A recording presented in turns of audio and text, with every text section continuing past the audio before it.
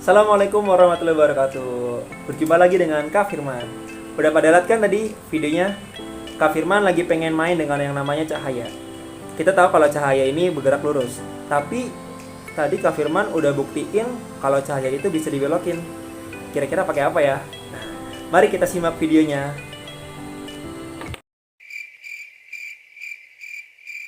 Kak Firman, hari ini kita sebenarnya belajar apa sih?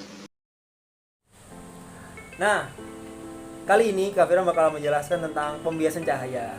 Pembiasan cahaya merupakan peristiwa perubahan apa ya? Pembiasan cahaya merupakan peristiwa perubahan arah rambat cahaya yang berpindah dari satu medium ke medium lainnya.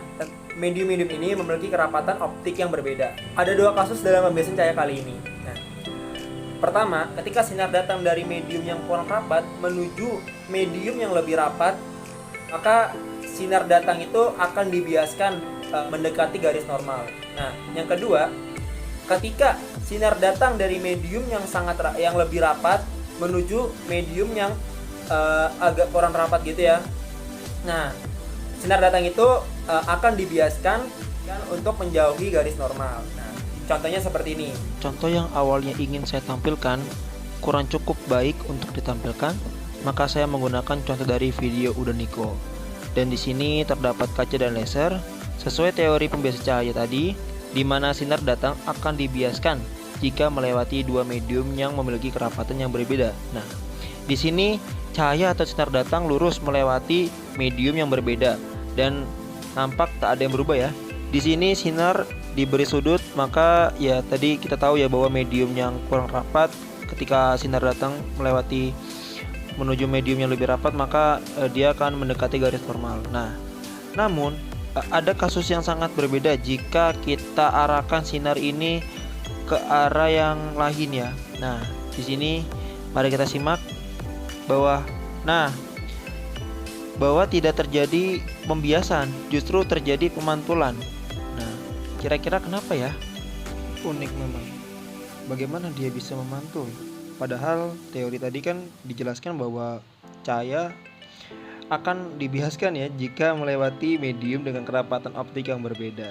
Nah, mungkin tidak hanya pada balok kaca yang berbentuk kotak saja ya, tapi coba kita gunakan dengan kaca yang setengah lingkaran ini. Nah, tetap sama jika diberi sinar yang lurus gitu ya, tetap arahnya lurus, tidak ada pembiasan.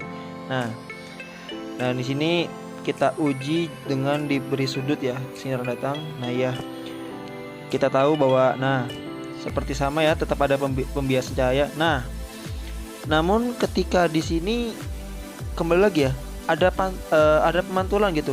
Nah, coba kita kembalikan. Nah, ini pembiasan. Sedangkan kita geser lagi ke sini agak sedikit ke kiri ya. Nah, terjadi pemantulan. Nah, kira-kira kenapa ya?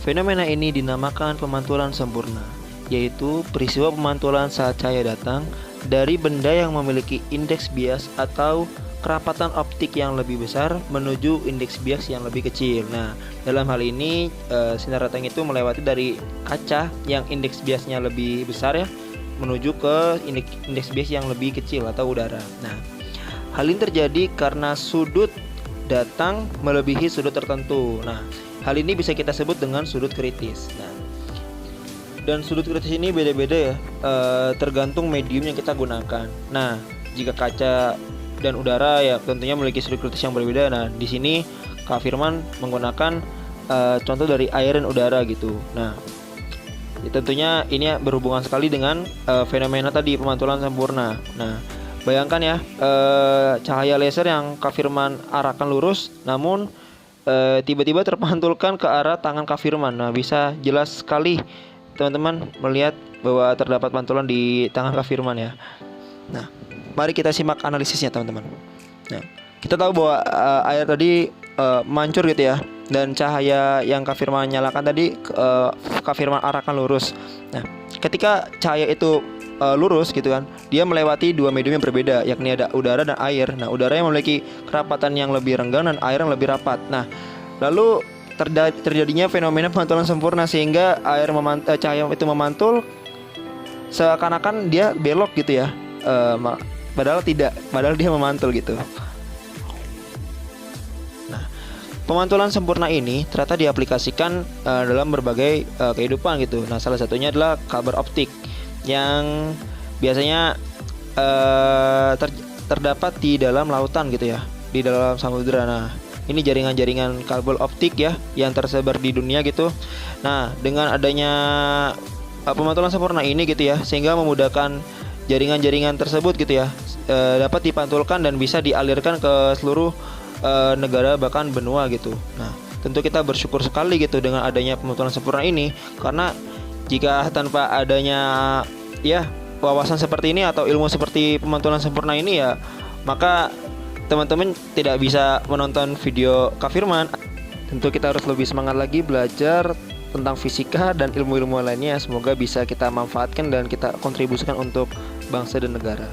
Tapi Kak Firman jadi kepikiran gitu ya, bahwa seluruh sisa cahaya aja bisa terlihat belok jika ada pemantulan. Apalagi niat yang kita punya ini lurus gitu ya, seakan-akan kok kita rasa belok. Nah, jangan-jangan niat yang lurus itu sudah dipantulkan oleh bermacam-macam nafsu atau halangan apapun gitu ya. Nah, Kak, hati-hati teman-teman. Nah, gimana teman-teman? Seru kan? Semoga video ini bisa menambah wawasan kita tentang pembiasan cahaya. Teman-teman juga bisa nih membantu Kak Firman agar Kak Firman tetap semangat membuat konten-konten edukasi. Nah, dengan apa? Caranya dengan klik tombol like, komen, dan subscribe. Makasih atas segala perhatiannya. Mohon maaf atas segala kekurangan Kak Firman. Kak Firman akhiri. Wassalamualaikum warahmatullahi wabarakatuh.